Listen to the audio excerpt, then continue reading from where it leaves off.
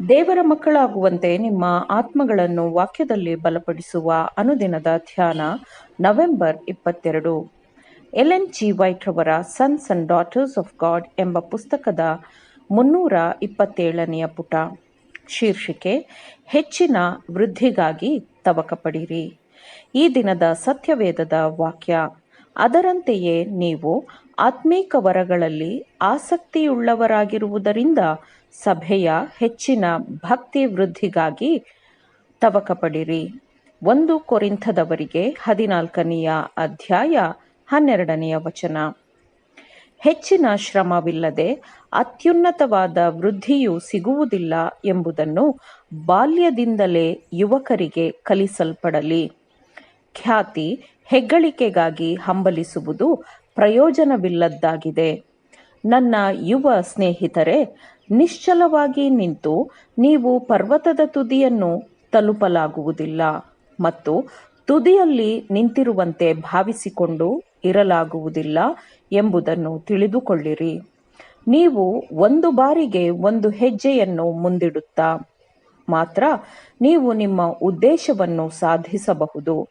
ಅಭಿವೃದ್ಧಿಯು ನಿಧಾನವಾಗಿ ಮುನ್ನಡೆಯಬಹುದು, ಆದರೆ ಗಳಿಸಿದ ಪ್ರತಿಯೊಂದು ಸಾಧನೆಯು ದೃಢವಾಗಿರುತ್ತದೆ.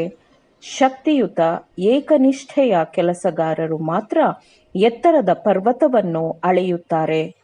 ಪ್ರತಿಯೊಬ್ಬ ಯುವಕನು ತನ್ನ ತಲಾಂತುಗಳನ್ನು, ಪ್ರತಿಭೆಗಳನ್ನು ಸದುಪಯೋಗ ಪಡಿಸಿಕೊಳ್ಳಬೇಕು ಮತ್ತು ಪ್ರಸ್ತುತವಾಗಿ ಸಿಗುವ ಅವಕಾಶಗಳಿಗೆ ತಕ್ಕಂತೆ ಸಾಧ್ಯವಾಗುವಷ್ಟು ಮಟ್ಟಿಗೆ ಅಭಿವೃದ್ಧಿ ಹೊಂದಬೇಕು. ಇದನ್ನು ಮಾಡುವವನು ನೈತಿಕ ಮತ್ತು ಬುದ್ಧಿವಂತಿಕೆಯ ಯಾವ ಎತ್ತರವನ್ನಾದರೂ ತಲುಪಬಹುದು, ಆದರೆ ಅವನು ಧೈರ್ಯ ಮತ್ತು ದೃಢವಾದ ಮನೋಭಾವವನ್ನು ಹೊಂದಿರಬೇಕು. ಆತನು ಮೋಜು ಮಾಡುವ ಸಂತೋಷದ ಶಬ್ದಕ್ಕೆ ತನ್ನ ಕಿವಿಗಳನ್ನು ಮುಚ್ಚಿಕೊಳ್ಳಬೇಕಾಗುತ್ತದೆ. ಆಗಾಗ್ಗೆ ಅವನು ತನ್ನ ಯುವ ಜೊತೆಗಾರರ ಬೇಡಿಕೆಗಳನ್ನು ನಿರಾಕರಿಸಬೇಕು. ನಿರಂತರವಾಗಿ ಅವನು ತನ್ನ ಉದ್ದೇಶದಿಂದ ವಿಮುಖನಾಗದಂತೆ ರಕ್ಷಣೆಯಲ್ಲಿ ನಿಲ್ಲಬೇಕು. ಒಂದು ಹೊಲವನ್ನು ಬೇಸಾಯ ಮಾಡದೆ ಬಿಟ್ಟುಬಿಟ್ಟರೆ ಅಲ್ಲಿ ಮುಳ್ಳು ಮತ್ತು ಪೊದೆಯ ಗಿಡಗಳು ಬೆಳೆಯುತ್ತದೆ. ಸುಂದರವಾದ ಹೂವು ಇಲ್ಲವೇ ನಿಮ್ಮ ಆಯ್ಕೆಯ ಸಸ್ಯವನ್ನು ಕೆಟ್ಟದಾದ ವಿಷಕಾರಿ ಕಳೆಗಳ ಮೇಲೆ ನೋಡಲಾಗುವುದಿಲ್ಲ. ಬೆಲೆಯಿಲ್ಲದ ಮುಳ್ಳು ಗಿಡಗಳು ಯಾವುದೇ ಅಡೆತಡೆಗಳಿಲ್ಲದೆ ಸೊಂಪಾಗಿ ಬೆಳೆದು ಬಿಡುತ್ತವೆ. ಆದರೆ ಮೌಲ್ಯಯುತ ಗಿಡಗಳನ್ನು, ಉಪಯೋಗದ ಗಿಡಗಳನ್ನು, ಸುಂದರತೆಯ ಗಿಡಗಳನ್ನು ಒಳ್ಳೆಯ ಸಂಸ್ಕೃತಿಯಿಂದ ಮಾತ್ರ ಬೆಳೆಸಬಹುದು. ನಮ್ಮ ಯುವಜನತೆಯೂ ಹಾಗೆಯೇ ಒಳ್ಳೆಯ ಸಂಸ್ಕಾರ ಹೊಂದಿಕೊಂಡು ಬೆಳೆಯಬೇಕು. ಸರಿಯಾದ ಅಭ್ಯಾಸಗಳು ರೂಪುಗೊಳ್ಳಬೇಕಾದರೆ, ಸರಿಯಾದ ತತ್ವಗಳನ್ನು ಸ್ಥಾಪಿಸಬೇಕಾದರೆ ಶ್ರದ್ಧೆಯಿಂದ ಮಾಡುವ ಕೆಲಸದ ಅಗತ್ಯವಿರುತ್ತದೆ. ತಪ್ಪಾದ ಅಭ್ಯಾಸಗಳನ್ನು ಸರಿಪಡಿಸಬೇಕೆಂದರೆ ಆ ಕಾರ್ಯ ಸಾಧನೆಗೆ ಶ್ರದ್ಧೆ ಮತ್ತು ಪರಿಶ್ರಮದ ಅಗತ್ಯವಿದೆ. ದುಷ್ಟ ಪ್ರಭಾವಗಳಿಗೆ ವಿರೋಧಿಸುವುದಕ್ಕಿಂತ ಮಣಿಯುವುದು ತುಂಬ ಸುಲಭದ ಕೆಲಸವಾಗಿರುತ್ತದೆ.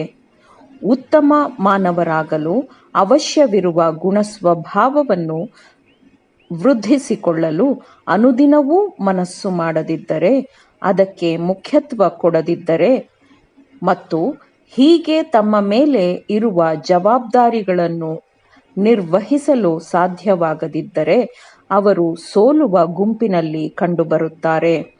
ಕೃಪೆಯಲ್ಲಿ ಸ್ವಾವಲಂಬಿಗಳಾಗಿ ಆತ್ಮ ಸಂಯಮದಲ್ಲಿ ಬೆಳೆಯಿರಿ. ಪರಲೋಕ ಅಂಗಳಗಳಲ್ಲಿರುವ ರಾಜಕುಟುಂಬದೊಂದಿಗೆ ಪ್ರತಿದಿನವೂ ಒಟ್ಟು ಸೇರುವಂತೆ, ಒಂದಾಗುವಂತೆ, ಅದಕ್ಕಾಗಿ ಅನುದಿನವೂ ಹೆಚ್ಚು ಹೆಚ್ಚು ಸಿದ್ಧರಾಗುವಂತೆ ಪರಲೋಕದವರಿಗೆ ಕಂಡುಬನ್ನಿರಿ. ಆಮೇನ್. ದೇವರ ವಾಕ್ಯಗಳನ್ನು ಶ್ರದ್ಧೆಯಿಂದ ಆಲಿಸುವವರು, ಪಾಲಿಸುವವರು ಆಗಬೇಕೆಂದು ನಿಮ್ಮನ್ನು ಉತ್ತೇಜಿಸುತ್ತೇನೆ. ಪರಿಶುದ್ಧಾತ್ಮನ ಸಹಾಯದಿಂದ ಆಲಿಸಿದ ನಿಮ್ಮೆಲ್ಲರಿಗೂ ಧನ್ಯವಾದಗಳು. ಮತ್ತೆ ದೈನಂದಿನ ಧ್ಯಾನಕ್ಕಾಗಿ ನಾಳೆ ಸಂಧಿಸೋಣ. ಆಮೇನ್.